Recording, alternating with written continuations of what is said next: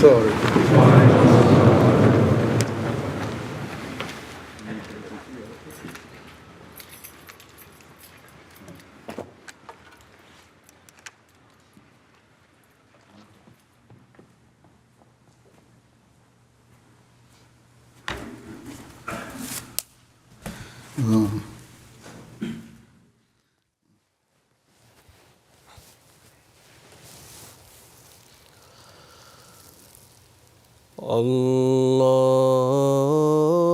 الله أكبر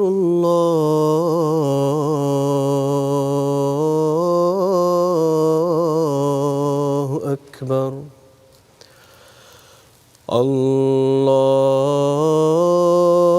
الله أكبر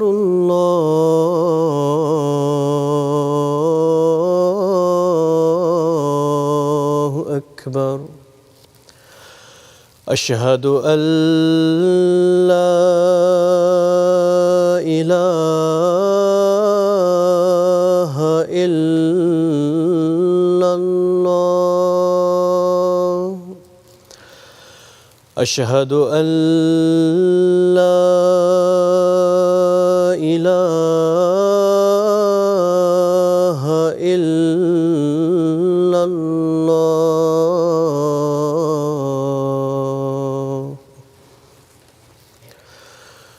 أشهد أن محمدًا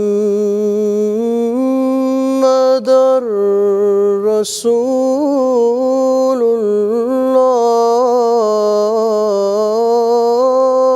الله أشهد أن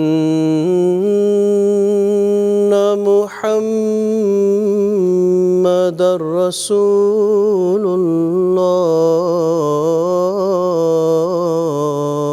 الله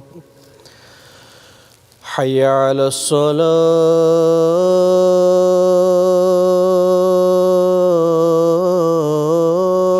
الصلاة حي على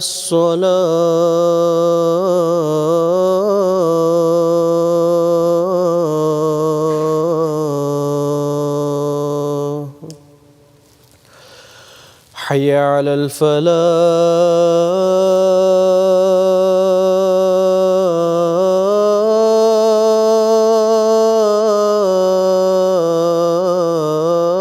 الفلاح حي على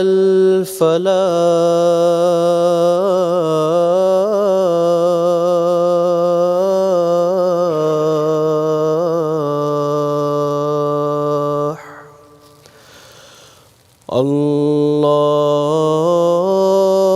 الله أكبر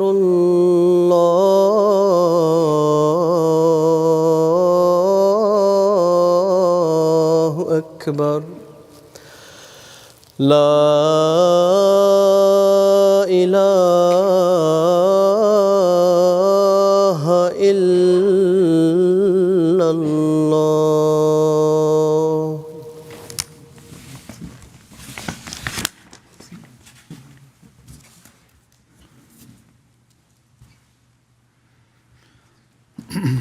السلام عليكم ورحمة الله. أشهد أن لا إله إلا الله وحده لا شريك له وأشهد أن محمدًا عبده ورسوله أما بعد فأعوذ بالله من الشيطان الرجيم بسم الله الرحمن الرحيم الحمد لله رب العالمين الرحمن الرحيم مالك يوم الدين إياك نعبد وإياك نستعين اهدنا الصراط المستقيم صراط الذين أنعمت عليهم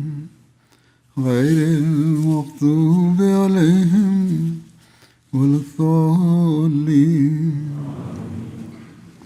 قل لو شاء الله ما تلوته عليكم ولا أدراكم به فقد لبثت فيكم أمرا من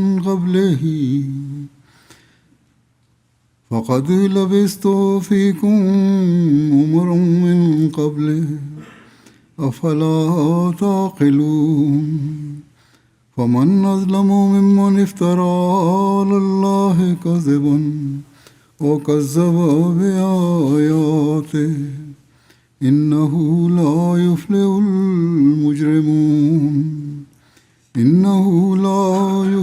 المجرمون.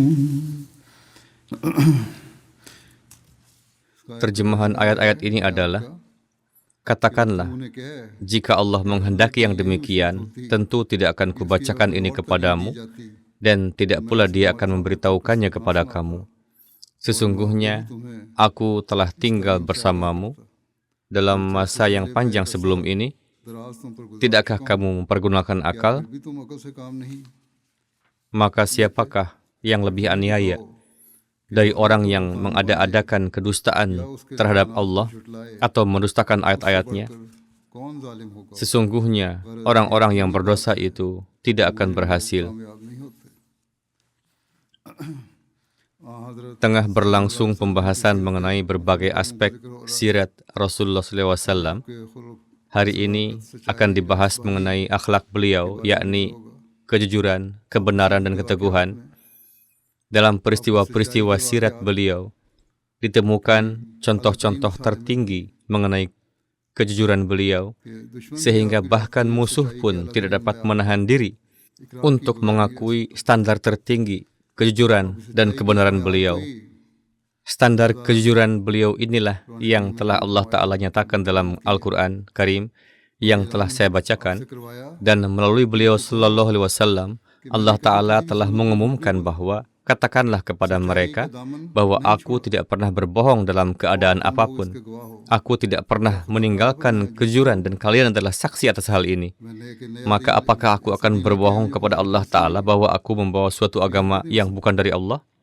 Hal ini sama sekali tidak mungkin terjadi. Dan bersamaan dengan itu, beliau juga menasihati para pengikut beliau bahwa sekarang karena kalian telah mengikutiku dan telah berjanji untuk meneladaniku, maka tegakkanlah standar tertinggi kejujuran. Untuk itu, hari ini kita semua perlu melakukan introspeksi diri dalam hal ini, bahwa standar kejujuran tertinggi inilah yang menjadi jaminan kesuksesan kita di setiap momen kehidupan kita, dan juga membuka jalan tabligh bagi kita.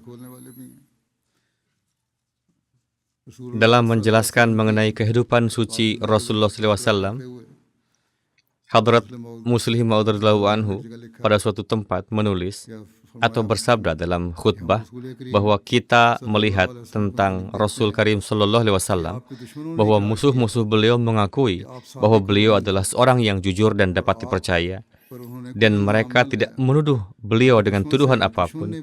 Bahkan musuh yang paling musuh pun memberikan kesaksian atas kesucian dan kemurnian beliau. Lihatlah, di Mekah diadakan suatu pertemuan untuk membahas bahwa ketika orang-orang dari luar datang ke Mekah dan bertanya tentang Muhammad Sallallahu Alaihi Wasallam, maka jawaban apa yang akan diberikan kepada mereka? Buatlah satu jawaban bersama-sama agar tidak terjadi perbedaan. Kita sudah tercela karena satu orang mengatakan sesuatu dan orang lain mengatakan sesuatu yang lain. Oleh karena itu, buatlah keputusan mengenai satu hal untuk dikatakan kepada orang-orang yang akan datang untuk haji. Atas hal ini, salah seorang dari mereka berkata bahwa, katakan saja bahwa dia, yakni Muhammad SAW, memiliki kebiasaan berbohong. Apapun yang dia katakan semuanya bohong. Mendengar ini, seorang lelaki yang bernama Nadhr bin Harith berdiri dan berkata bahwa kita tidak seharusnya mengatakan hal ini. Jika kalian mengatakan ini, tidak ada yang akan mempercayainya. Dan orang-orang akan menjawab bahwa Muhammad telah menghabiskan masa mudanya di antara kalian, dan pada waktu itu dia dianggap sebagai orang yang paling beramal saleh di antara kalian semua, dan dianggap sebagai orang yang paling jujur dan paling menjaga amanah, sehingga ketika uban mulai muncul di pelipisnya, dan dia membawa kepada kalian ajaran yang dia bawa, yaitu ajaran Islam, maka kalian mulai mengatakan bahwa dia adalah seorang pembohong. Demi Allah, dalam keadaan seperti ini, dia tidak mungkin seorang pembohong. Maka atas jawaban orang ini, mereka semua mengakui kesalahan mereka dan mulai memikirkan hal lain selain tuduhan ini.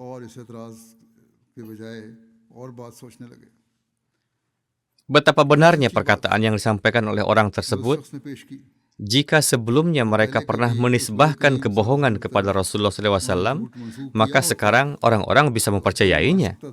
Tetapi ketika sebelumnya sepanjang hidup mereka senantiasa menyebut beliau SAW sebagai orang yang jujur, maka bagaimana mungkin tuduhan bohong secara tiba-tiba dapat dipercaya sebagai benar? Demikian pula ketika Heraklius bertanya kepada Abu Sufyan tentang Rasulullah SAW, apakah dia, yakni Muhammad SAW, pernah berbohong? Maka Abu Sufyan menjawab bahwa sampai hari ini dia belum pernah berbohong. Abu Sufyan berkata bahwa kata "sampai hari ini" saya tambahkan agar dapat menimbulkan keraguan bahwa mungkin di masa mendatang Muhammad bisa berbohong. Demikian pula suatu kali Rasulullah SAW naik ke atas bukit dan memanggil orang-orang. Sebelumnya, saya juga telah menceritakan peristiwa ini, dan sekarang ini berkaitan dengan kejujuran. Ketika mereka berkumpul, maka Rasulullah bersabda, apakah jika saya katakan kepada kalian bahwa di lembah itu ada pasukan yang berkumpul yang akan menyerang kalian, apakah kalian akan percaya? Mereka berkata, kami akan mempercayainya. Padahal tanpa sepengetahuan penduduk Mekah, pasukan sebesar itu tidak mungkin berkumpul sedekat itu. Maka kesediaan orang-orang tersebut untuk mempercayai perkataan seperti ini yang secara lahiriah mustahil terjadi, yakni sama sekali tidak mungkin terjadi, hanya dengan mendengarnya dari mulut beliau menunjukkan bahwa mereka sangat yakin terhadap kejujuran beliau SAW, sehingga mereka menganggap mustahil bahwa beliau dapat berbohong atau menipu. Dalam kaitan ini, Hadrat Muslim Maud radhiyallahu anhu lebih lanjut menyatakan bahwa hal apakah dari Rasulullah SAW yang mempengaruhi para penentang? Mereka pada mulanya tidak terpengaruh oleh Al-Quran. Ajaran Al-Quran tidak dapat mempengaruhi mereka yang menjadi sarana untuk membuat mereka mengamalkan ajaran beliau atau membawa mereka untuk baiat kepada beliau, melainkan yang mempengaruhi mereka adalah kehidupan Muhammad SAW sebelumnya. Beliau hidup di tengah-tengah mereka, kejujuran beliau, kebenaran beliau, dan simpati terhadap makhluk serta pengorbanan beliau yang mempengaruhi mereka. Sebelum pendakwaan kenabian, beliau tidak melarang mereka dari syirik karena tidak ada perintah ilahi. Tetapi beliau sendiri bukan seorang musyrik. Kebaikan perilaku dan cara beliau sajalah yang memiliki pengaruh, dan pengaruh ini terus bekerja dari dalam, yakni sedang mempengaruhi orang-orang. Kondisi kebajikan beliau, keteladanan beliau, bagaimanapun juga sedang mempengaruhi orang-orang, dan mereka tidak dapat mengangkat mata mereka untuk menentangnya. Sebagaimana saya telah menyebutkan kejadian sebelumnya bahwa ketika beliau naik ke bukit di Mekah dan memanggil orang-orang dengan berkata, jika aku katakan bahwa ada seluruh pasukan, apakah kalian akan mempercayainya? Meskipun hal ini tidak mungkin, namun tetap saja orang-orang berkata, ya, kami akan mempercayainya. Dan itu karena mereka tahu bahwa beliau tidak pernah mengatakan hal yang salah, dan mereka berkata, kami tidak pernah mendengar engkau berbohong, dan engkau selalu jujur, selalu berkata benar. Oleh karena itu, kami juga akan mempercayai perkataan ini. Sebagai balasan atas hal ini, Rasulullah bersabda, baiklah, jika demikian halnya, maka saya akan memberitahukan kepada kalian satu hal yang benar lagi, dan hal yang benar itu adalah bahwa Allah itu Esa, dan syirik adalah hal yang buruk. Sembahlah satu Tuhan, tinggalkanlah syirik. Jika tidak, maka azab akan menimpa kalian. Perkataan ini tidak memiliki pengaruh terhadap mereka. Yang memiliki pengaruh adalah kehidupan beliau, perbuatan beliau, kejujuran beliau, kebenaran beliau, kebaikan beliau yang memiliki pengaruh terhadap mereka. Tetapi ketika pendakwaan ini dikemukakan, maka hal itu tidak memiliki pengaruh, dan mereka menolaknya. Maka hakikat dari perkara ini adalah bahwa keteladanan seseorang harus sedemikian rupa, perbuatannya harus sedemikian rupa, sehingga dapat mempengaruhi orang-orang. Dan ketika hal ini terjadi, maka pada suatu waktu Allah Ta'ala menciptakan sarana-sarana sedemikian rupa sehingga jalan-jalan tablik juga terbuka, dan orang-orang yang sama yang merupakan penentang, mereka kemudian juga mulai datang ke dalam pangkuan Islam dan juga mulai mengenal Islam yang sejati. Hadrat Aqdas Masih Maud alaihi salam bersabda, Allah Ta'ala telah memberikan kemenangan dan pertolongan kepada Sayyid dan Maulana kita, Nabi akhir zaman yang merupakan Sayyidul Muttaqin, dengan berbagai macam dukungan. Meskipun pada awalnya, seperti Hadrat Musa dan Hadrat Isa, beliau juga mengalami hijrah, namun hijrah tersebut mengandung dalam dirinya permulaan dari kemenangan dan pertolongan. Saudara-saudaraku, ketahuilah dengan yakin bahwa orang yang bertakwa tidak pernah dibinasakan.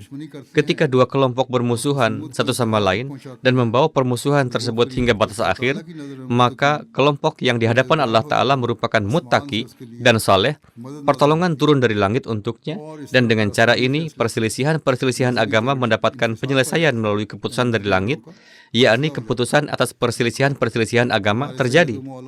Lihatlah bagaimana Sayyid junjunan kita, Nabi kita Muhammad SAW tampil di Mekah dalam keadaan yang lemah, dan pada masa-masa itu bagaimana kejayaan Abu Jahal dan kafir-kafir lainnya, dan ratusan ribu orang menjadi musuh bebuyutan Hadrat Nabi SAW. Maka apakah sesuatu yang pada akhirnya memberikan kemenangan dan kejayaan kepada Nabi kita SAW? Ketahuilah dengan yakin bahwa inilah kebenaran dan kejujuran dan kebersihan batin dan kesungguhan yang menjadi sebab terjadinya kesuksesan-kesuksesan ini. Kemudian beliau radhiyallahu anhu bersabda, Allah Jalla Syanuhu menyeru Nabi kita sallallahu alaihi wasallam dengan berfirman, wa innaka la'ala khuluqin azim, yakni engkau tegak di atas akhlak yang agung. Maka sesuai dengan penjelasan ini, maknanya adalah bahwa semua jenis akhlak seperti kedermawanan, keberanian, keadilan, kasih sayang, ihsan, kejujuran, keluasan hati, dan lain-lain terkumpul dalam dirimu. Singkatnya, sebanyak apapun potensi yang terdapat dalam hati manusia seperti kesopanan, rasa malu, kejujuran, kemurahan hati, harga diri, keteguhan, kesucian, kezuhudan, keseimbangan, muasat, yakni simpati, demikian pula keberanian, kedermawanan, pemaafan, kesabaran, ihsan, kejujuran, kesetiaan, dan lain-lain. Semua keadaan tabi'i ini, jika diwujudkan pada tempat dan kesempatan masing-masing dengan musyawarah akal dan pertimbangan, maka semuanya akan dinamakan akhlak. Maka akhlak bukan hanya sekedar bertemu dengan seseorang dengan akhlak yang baik atau mengucapkan salam kepadanya, akan tetapi menurut uswah atau teladan Rasulullah SAW, semua kebaikan yang ada dan semua interaksi dengan manusia, perwujudan kebaikan-kebaikan tersebut dalam interaksi itulah akhlak yang tinggi yang perlu mendapat perhatian. Hadrat Rasulullah SAW datang untuk menyebarkan kebenaran di dunia. Oleh karena itu, pada berbagai kesempatan, beliau juga menasihatkan orang-orang yang beriman kepada beliau agar tetap teguh pada kebenaran. Maka dalam sebuah riwayat disebutkan bahwa Hadrat Abdullah bin Mas'ud meriwayatkan bahwa Rasulullah SAW bersabda, kalian diwajibkan untuk selalu jujur, karena kejujuran membawa kepada kebaikan dan kebaikan membawa kepada surga. Dan seseorang yang terus-menerus berkata jujur dan senantiasa berusaha untuk jujur sehingga ia dicatat di sisi Allah sebagai siddiq atau orang yang sangat jujur. Dan kalian harus menjauhi dusta, karena dusta membawa kepada kejahatan dan kejahatan membawa kepada neraka. Dan seseorang yang terus-menerus berdusta dan senantiasa berusaha untuk berdusta sehingga ia dicatat di sisi Allah sebagai kadzab atau pendusta, dan ketika ia dicatat sebagai kadzab, maka ia akan menuju neraka. Maka ini adalah kondisi yang sangat menakutkan. Diriwayatkan dari Hadrat Abdullah bahwa ia menyampaikannya sampai kepada Nabi Karim SAW bahwa Rasulullah bersabda, sesungguhnya dusta tidak benar dalam keadaan apapun, tidak dalam keseriusan, dan tidak pula dalam bercanda. Orang-orang kadang-kadang berkata ketika bercanda bahwa mereka hanya bercanda saja ketika berdusta. ये मजाक में भी जायज नहीं। Ini tidak diperbolehkan dalam bercanda dan juga tidak diperbolehkan seseorang berjanji kepada anaknya kemudian tidak memenuhinya. रहनुमाई करती Sesungguhnya kejujuran membimbing kepada kebaikan dan kebaikan membawa kepada surga, dan sesungguhnya dusta membawa kepada kejahatan dan kejahatan membawa kepada api yaitu neraka. Tentang orang yang jujur dikatakan bahwa ia telah berkata jujur dan berbuat baik, dan tentang pendusta dikatakan bahwa ia telah berdusta dan berbuat jahat. और बुरा Allamah Razi ketika menafsirkan ayat surah At-Taubah yang merupakan ayat ke-119 yaitu की तशरीह Ya ayyuhalladzina amanu ittaqullaha wa kunu ma'as sadiqin. अय्युहल्लज़ीना आमनु तक़ुल्लाहा व कूनू मअस सादिक़ीन। Ya ayyuhalladzina amanu ittaqullaha wa kunu ma'as sadiqin. मअस सादिक़ीन। Wahai orang-orang yang beriman, bertakwalah kepada Allah dan bersamalah dengan orang-orang yang benar. साधकों के साथ हो जाओ। Dalam tafsirnya, तशरीह में अल्लामा राज़ी कहते हैं Allamah Razi mengatakan bahwa seseorang datang kepada Nabi SAW dan berkata, Wahai Rasulullah SAW, saya adalah orang yang ingin menjauhi kejahatan-kejahatan कि अपनी बुराई saya, से बचे tetapi saya sangat menyukai minuman keras, zina, pencurian, dan dusta. और झूठ बहुत पसंद Kebiasaan-kebiasaan ini sangat banyak terdapat dalam diri saya. Orang-orang mengatakan bahwa Anda mengharamkan hal-hal ini. Sekarang saya telah beriman, saya ingin beriman, लेकिन आप कहते हैं ये tetapi Anda mengatakan bahwa hal-hal ini haram dan hal-hal ini sangat banyak dalam diri saya dan saya tidak memiliki kekuatan penuh untuk meninggalkan semuanya. पर कनात करें। Jika Anda hanya mencukupkan satu hal saja, beritahukan saya satu perkara yang harus saya tinggalkan, maka saya akan beriman kepada Anda. Rasulullah bersabda, baiklah kalau begitu, tinggalkan saja dusta. कर लिया Orang itu berjanji demikian dan menjadi muslim. Kemudian ketika ia keluar dari hadapan Rasulullah SAW, minuman keras disajikan kepadanya. Ia berkata, jika saya meminumnya dan kemudian Rasulullah SAW bertanya kepada saya dan saya berdusta, berarti saya melakukan pengingkaran janji. होगा। Dan jika saya berkata jujur, maka hukuman had akan diterapkan kepada saya.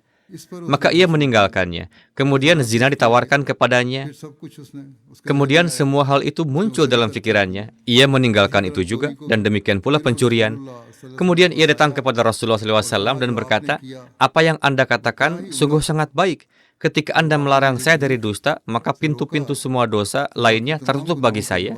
Dan dengan demikian, ia bertaubat dari setiap kejahatan. उसने हर बुराई से तौबा कर ली। Mengenai penerimaan Islam oleh Hadrat Abu Bakar radhiyallahu anhu, tertulis bahwa Abul इस्लाम के बारे में Ummul Mukminin Hadrat Ummu Salamah menuturkan bahwa Hadrat Abu Bakar Siddiq adalah sahabat karib dan tulus dari Huzur Sallallahu Alaihi Wasallam. गहरे और मुखलिस दोस्त थे।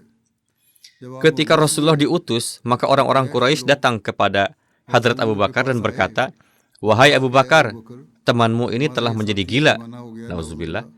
Hadrat Abu Bakar berkata, apa masalahnya? क्या मामला है? Maka mereka berkata, कहा orang-orang berkata bahwa Muhammad mengajak orang-orang di Masjidil Haram kepada tauhid, yaitu kepada और वो कहता है कि Tuhan Yang Maha Esa, dan ia mengatakan bahwa ia adalah seorang nabi. उन्होंने Hadrat Abu Bakar Siddiq berkata, apakah ia telah mengatakan hal ini? Orang-orang berkata, ya, dan ia sedang mengatakan hal ini di Masjidil Haram. Maka Hadrat Abu Bakar pergi kepada Rasulullah SAW dan mengetuk pintu rumah beliau dan memanggil beliau keluar. जब आप उनके साथ Ketika Rasulullah hadir ke hadapan Abu बकर ने कहा Hadrat Abu Bakar, Abul Qasim Hadrat Abu Bakar berkata, Wahai Abul Qasim, berita apa yang telah sampai kepadaku mengenai Anda? Huzur SAW bersabda, Wahai Abu Bakar, berita apa yang telah sampai kepada Anda mengenai saya? कि मुझे ये बात Hadrat Abu Bakar berkata, अल्लाह की berita yang telah sampai kepada saya adalah bahwa Anda menyeru kepada tauhid Allah dan Anda mengatakan bahwa Anda adalah Rasulullah.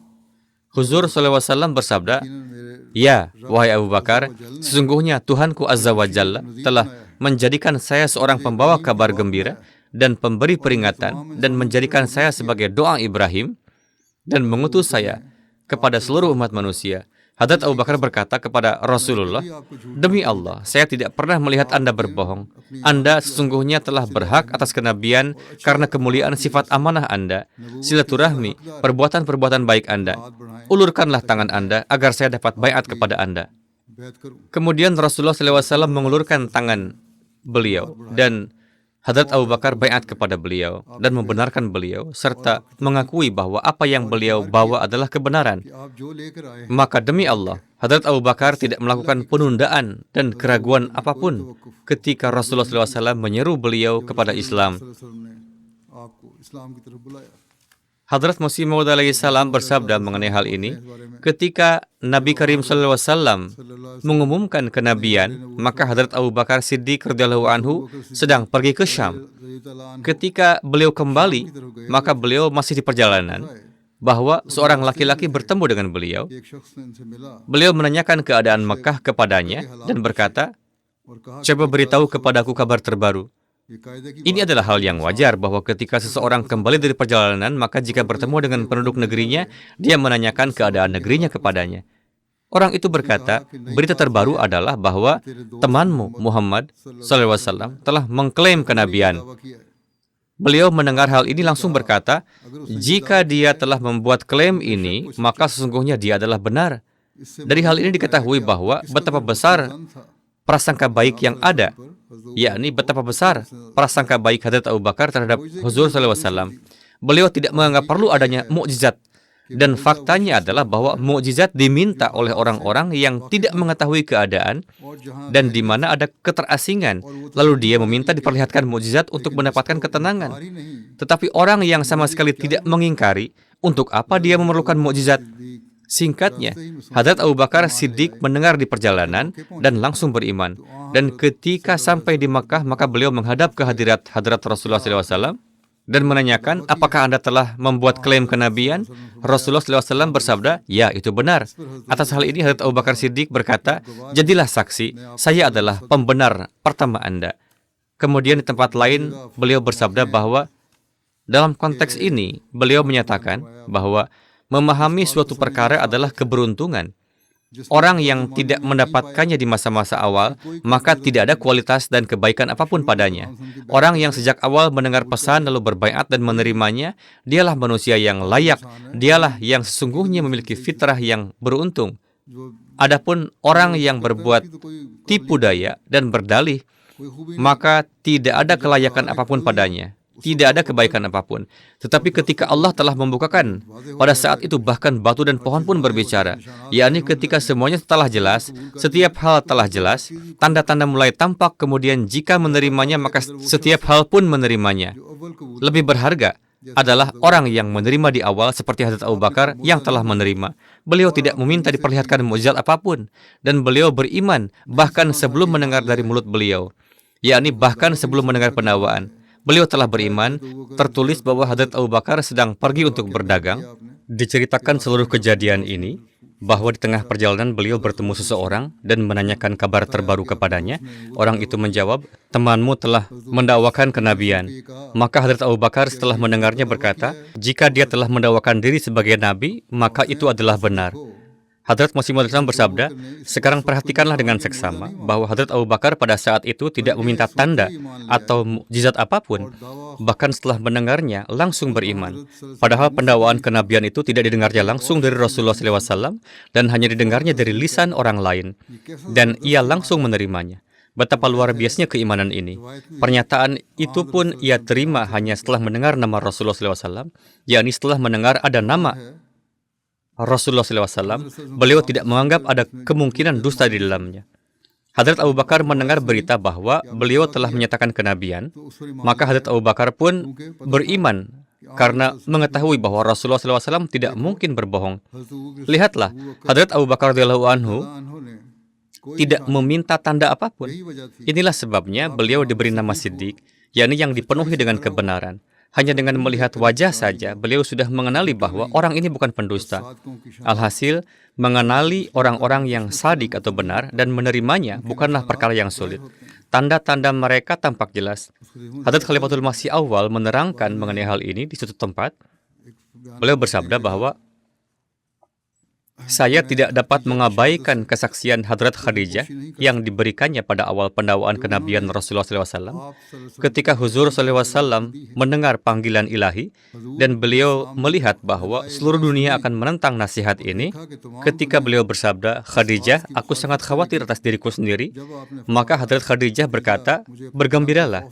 Demi Allah, Allah tidak akan pernah menghinakan Anda. Biarlah orang-orang berkata apa yang mereka mau. Bergembiralah Anda. Jika demikian halnya, maka Allah tidak akan menghinakan Anda.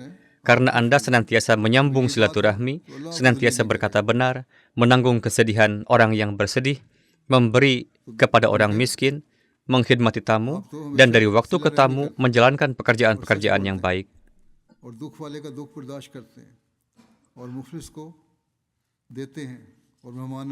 Hadrat Khalifatul Masih Awal radhiyallahu anhu bersabda, "Renungkanlah, seorang wanita berusia 55 tahun yang berasal dari kota yang sama dan berasal dari kaum yang sama dengan beliau, yang telah berada dalam pernikahan bersama beliau selama 15 tahun, kesaksian apa yang ia berikan?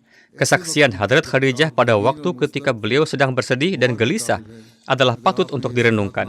Jika sifat-sifat ini tidak ada pada diri beliau, maka pernyataan Hadrat Khadijah ini pada saat itu sama sekali tidak akan menjadi pemberi ketenangan." Dalam keadaan terkepung di Syekh Abi Talib, ketika pemboikotan sudah hampir 3 tahun, maka Rasulullah SAW setelah memperoleh kabar dari Allah Ta'ala, memberitahukan kepada pamannya Abu Talib bahwa perjanjian pemboikotan terhadap Bani Hashim yang digantungkan di Ka'bah, seluruh tulisannya kecuali penyebutan Allah telah dimakan rayap. Abu Talib memiliki keyakinan yang begitu kuat terhadap perkataan Rasulullah SAW, sehingga Abu Talib terlebih dahulu menyebutkan hal ini kepada saudara-saudaranya dengan mengatakan, "Demi Allah, Muhammad SAW sampai hari ini tidak pernah berbohong kepadaku." Maka Abu Talib bersama mereka pergi kepada para pemimpin Quraisy dan berkata kepadanya bahwa keponakanku telah memberitahuku dan dia tidak pernah berbohong kepadaku bahwa Allah Ta'ala telah mengirimkan rayap pada perjanjian kalian, dan rayap itu telah memakan semuanya kecuali sebutan Allah Ta'ala. Jika keponakanku terbukti benar, maka kalian harus mencabut keputusan boikot kalian. Dan jika dia terbukti bohong, maka aku akan menyerahkannya kepada kalian. Jika kalian mau, bunuhlah dia, dan jika kalian mau, biarkanlah dia hidup. Mereka berkata, tentu saja ini adalah hal yang adil. Kemudian ketika perjanjian itu dilihat, maka keadaannya persis seperti yang telah disabdakan oleh Rasulullah SAW. Maka pemimpin Quraisy menjadi malu di hadapan kaum mereka.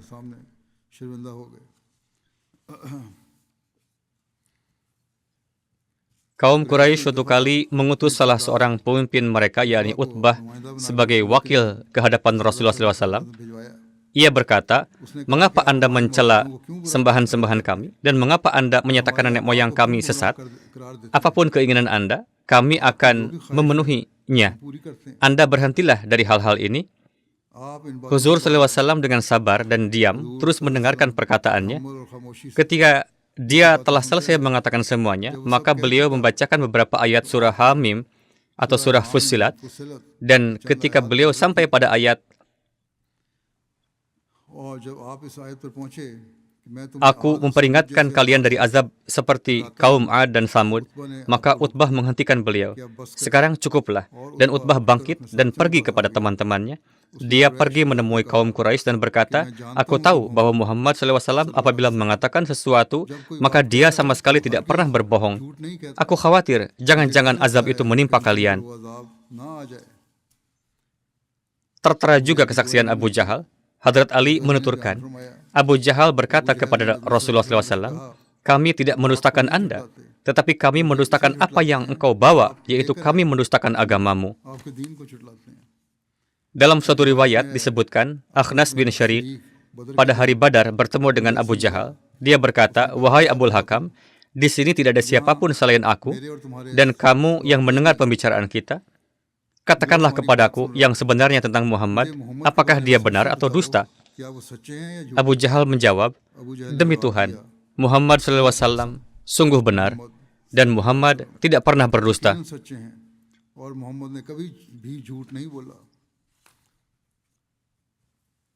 Hadrat Muslim Maud radhiyallahu anhu menerangkan di suatu tempat, Apakah musuh-musuh Muhammad Rasulullah SAW tidak mengenal Rasul mereka sehingga mereka mengingkarinya? Yaitu betapa mengherankan bahwa mereka telah melihat Muhammad Rasulullah SAW selama 40 tahun. Mereka telah mengamati akhlak dan kebiasaan beliau, dan mereka telah mengakui dengan kesaksian mata mereka sendiri bahwa Muhammad Rasulullah SAW adalah manusia yang sangat jujur. Namun ketika sosok yang jujur ini berkata, "Aku diutus dari Allah untuk memberi petunjuk kepada kalian," maka mereka bangkit untuk menentang beliau. Jika ada orang asing yang mengatakan hal ini, maka bisa saja ucapan itu dianggap ma'zur dan bisa dipikirkan tentangnya bahwa karena dia tidak melihat Muhammad Rasulullah SAW, lalu dia menisbahkan hal ini kepada beliau, bahwa beliau telah berbuat iftira atau mengada-adakan kedustaan atas nama Allah Ta'ala. Akan tetapi, penduduk Mekah yang di hadapan mereka seluruh kehidupan Muhammad Rasulullah SAW adalah seperti buku yang terbuka, bagaimana mungkin mereka menyatakan beliau sebagai muftari atau yang mengada-adakan kedustaan? Bagaimana mungkin mereka menyebut beliau pendusta? Padahal di dalam hati mereka mengakui bahwa beliau adalah benar. Abu Jahal adalah musuh Muhammad Rasulullah SAW yang begitu besar. Sebelumnya juga disebutkan ke satu kesaksian, tetapi ia juga pada suatu kesempatan mengatakan, sebagaimana yang dinyatakan oleh Hadrat Muslim Maud, bahwa kami tidak menyebut engkau pendusta, kami mendustakan ajaran yang engkau sampaikan. Artinya, hati seorang manusia yang memusuhi dan berwatak buruk seperti Abu Jahal sekalipun tidak siap untuk menyebut Muhammad Rasulullah SAW sebagai pendusta. Seolah-olah saat menyebut beliau pendusta, hati nuraninya pun mencela dia, dan hatinya pun berdebar-debar, yakni aku sedang melakukan perbuatan yang sangat keji. Akan tetapi, akhirnya dia membuat dalih dengan berkata, aku sedang mendustakan ajaran Muhammad Rasulullah SAW. Aku tidak menyebut dia pendusta. Ini adalah permasalahan uzur yang justru lebih buruk daripada dosa itu sendiri. Tetapi bagaimanapun juga, dari sini dapat diperkirakan bagaimana pengaruh yang telah tercipta di dalam hati para penentang yang paling keras sekalipun dikarenakan oleh kejujuran dan kebenaran beliau SAW. Umayyah bin Khalaf juga adalah seorang penentang beliau SAW yang keras, tetapi pada satu kesempatan dari lisannya juga keluar kata-kata ini yang mengatakan, demi Tuhan, ketika Muhammad SAW berbicara, maka dia berbicara yang benar saja, tidak berbohong. Itu adalah sihir yang turun atas dirinya.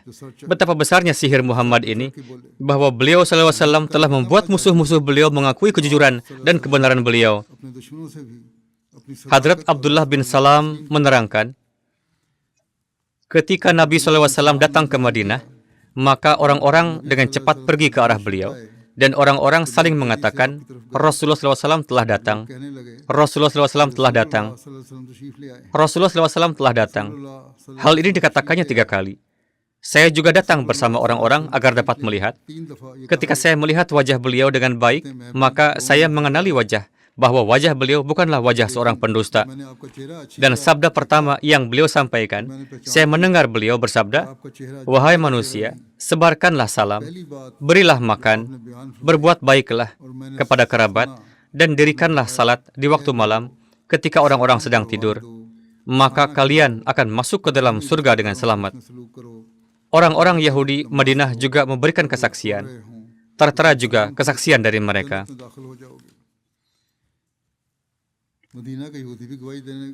Antara kaum muslimin dan suku Yahudi Banu Quraidah terdapat perjanjian kerjasama. Selama perang Ahzab, pemimpin Banu Nadir, Huyai bin Akhtab, pergi menemui pemimpin Banu Quraidah, Ka'ab bin Asad Quraizi, dan berusaha membujuknya untuk membatalkan perjanjian dengan kaum muslimin dan membantu Quraisy agar kaum muslimin dapat dikalahkan. Pada kesempatan ini, Ka'ab bin Asad yang merupakan pemimpin Banu Quraidah dan musuh kaum muslimin berkata, saya telah membuat perjanjian dengan Muhammad dan saya sama sekali tidak akan membatalkan perjanjian ini dan saya tidak melihat apapun dari beliau kecuali kesetiaan dan kejujuran. Demikian pula terdapat sebuah riwayat. Ubaid bin Umair meriwayatkan bahwa dia mendengar seorang laki-laki bertanya kepada Hadrat Ibnu Umar, Apakah Anda tidak mendengar Rasulullah SAW bersabda bahwa saya juga bersenda gurau, tetapi di dalamnya pun saya hanya mengatakan kebenaran? Hadrat Ibnu Umar menjawab, ya. Bahaz bin Hakim meriwayatkan dari kakeknya bahwa dia mendengar Rasulullah SAW bersabda, celakalah orang yang berbicara dan berdusta agar orang-orang tertawa karenanya. Celakalah dia, celakalah dia. Jadi, dari kebohongan yang kecil sekalipun, beliau telah melarang dengan keras, dan beliau memberikan peringatan yang besar. Hadrat Abdullah bin Amr meriwayatkan, saya menulis setiap ucapan yang saya dengar dari Rasulullah SAW. Saya ingin mengingatnya. Kemudian orang-orang Quraisy melarang saya dan berkata, apakah kamu menulis setiap hal yang kamu dengar? Padahal Rasulullah SAW adalah seorang manusia. Rasulullah SAW bersabda, baik dalam keadaan marah dan juga dalam keadaan senang. Alhasil, saya pun berhenti menulisnya. Kemudian saya menyebutkan hal ini kepada Rasulullah SAW. Maka beliau menunjuk dengan jari ke arah mulut beliau dan bersabda, kamu teruslah menulis.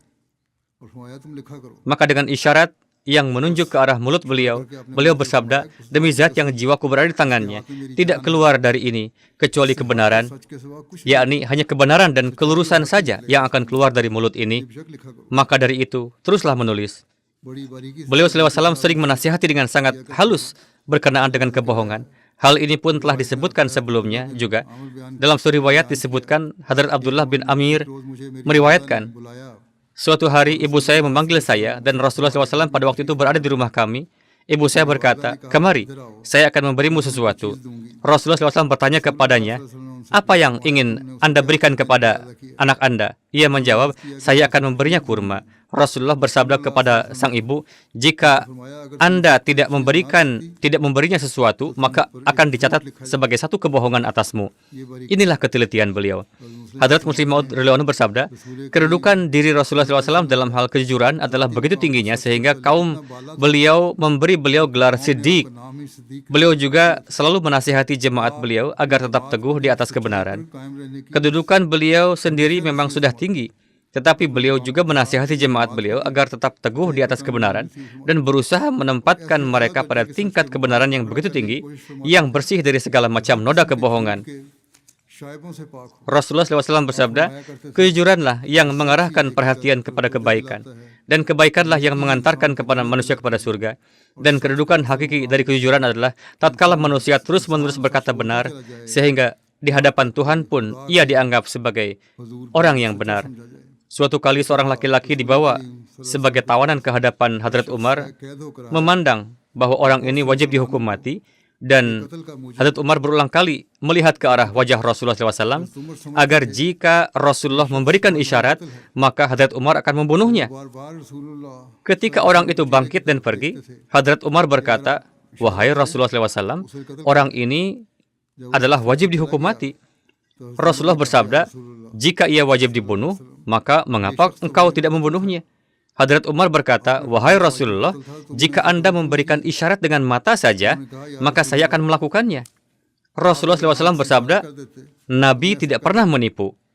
Bagaimana mungkin saya berbicara dengan mulut tentang kasih sayang kepadanya, tetapi dengan mata memberi isyarat untuk membunuhnya? Ini tidak mungkin. Ini adalah penipuan, dan ini tidak akan pernah terjadi dari saya. Jadi, sebagaimana beliau telah menetapkan standar kejujuran dan kebenaran, yang mana musuh pun tidak mengakuinya, di situ pula beliau menasihati para pengikut beliau untuk mencapai standar kebenaran yang tinggi.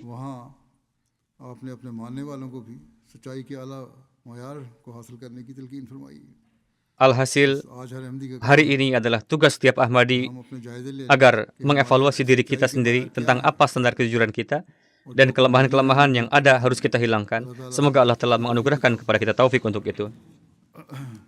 Setelah salat, nanti saya akan memimpin salat jenazah gaib, yaitu Syahda Ahmad Sahibah. Beliau adalah istri dari Mirza Nasim Ahmad Sahib. Beberapa hari yang lalu beliau wafat dalam usia 91 tahun. Innalillahi wa inna ilaihi raji'un. Almarhum adalah musiah. Beliau adalah cucu perempuan Hadrat Masih Maud alaihi salam, putri Hadrat Nawab Abdullah Khan Sahib, dan Hadrat Sahib Zadi Amatul Hafiz Begum Sahibah. Beliau memiliki 4 putra.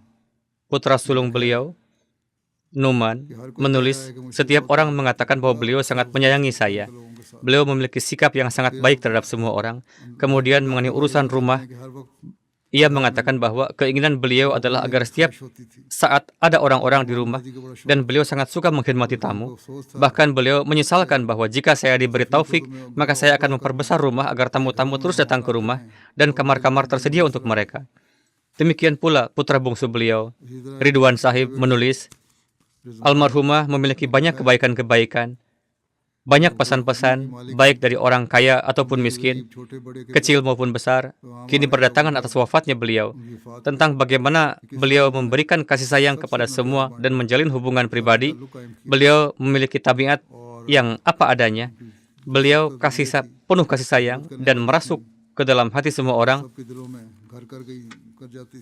khususnya kepada orang-orang yang karena sebab apapun itu sedang menghadapi kesulitan atau musibah. Beliau sangat memperhatikan mereka. Beliau selalu berdiri bersama yang lemah. Ia mengatakan, almarhumah juga menasihati kami, juga kepada anak-anak, agar selalu berpihak kepada yang lemah. Beliau memiliki kemauan dan keberanian yang sangat besar. Ini juga telah saya saksikan, Masya Allah. Beliau adalah wanita yang sangat berani dan memiliki kemauan yang kuat. Saudari perempuan beliau, Fauzia Shamim Sahibah, yang juga pernah menjabat sebagai sadar lajnah di Lahore, dan saat ini masih di sana mungkin, ia mengatakan, jika saya ungkapkan dalam beberapa kata, maka saya akan katakan bahwa beliau adalah cerminan pengorbanan, kesabaran, keberanian, dan kasih sayang. Menantu perempuan beliau, Amatul Wakil, mengatakan, sifat menghormati tamu beliau sangat menonjol. Ini juga telah ditulis oleh semua anak-anak, dan orang-orang juga telah menulis kepada saya. Dan cara beliau menghormati tamu sungguh apa adanya, tanpa dibuat-buat. Di akhir usia, beliau terjatuh dan pinggul beliau juga terluka. Beliau sudah menggunakan kursi roda, tetapi dengan penuh kesabaran dan syukur menjalani penyakit itu dan tidak pernah mengeluh sedikit pun. Putri beliau mengatakan, beliau adalah pasien yang sangat pemberani dan tidak pernah merepotkan kami. Cucu perempuan beliau, Khadijah, mengatakan, hal tentang menghormati tamu sudah ditulis juga. Beliau adalah wanita yang penuh kasih sayang dan penuh kelembutan, dan dalam beberapa tahun terakhir beliau menyelesaikan tilawat Al-Quran 2 atau 3 kali dalam sebulan. Beliau sangat menyayangi orang-orang miskin. Beliau juga menasihati kami untuk berdoa bagi orang-orang miskin. Keponakan perempuan beliau tinggal di sini. Putri keponakan perempuan beliau, Neha, mengatakan, beliau memiliki pemikiran positif dalam setiap keadaan. Beliau menghargai setiap perjalanan dalam hidup dan sangat memperhatikan para pembantu yang bekerja di rumah, seolah-olah mereka adalah keluarga sendiri. Alhasil, ini juga telah saya saksikan bahwa pada umumnya, hal ini juga merupakan bagian dari keistimewaan beliau. Prasangka baik. Beliau menghindari untuk mengatakan hal negatif tentang siapapun atau mengatakan hal yang menyakiti perasaan. Beliau sangat memperhatikan perasaan orang-orang. Ia mengatakan, suatu kali salah seorang pembantu perempuan beliau akan meninggalkan rumah karena pernikahannya. Beliau sedih, sebagaimana orang-orang menjadi sedih ketika putri-putri mereka meninggalkan rumah. Orang-orang berkata bahwa sekarang rumah akan menjadi sepi. Terkadang orang-orang memiliki kebaikan-kebaikan seperti itu yang pada umumnya tersembunyi, tetapi kemudian diketahui dari orang-orang yang pernah menerima kebaikan itu. Beliau juga termasuk di antara orang-orang seperti itu. Semoga Allah Ta'ala memperlakukan beliau dengan maghfirat dan rahmatnya. Amin.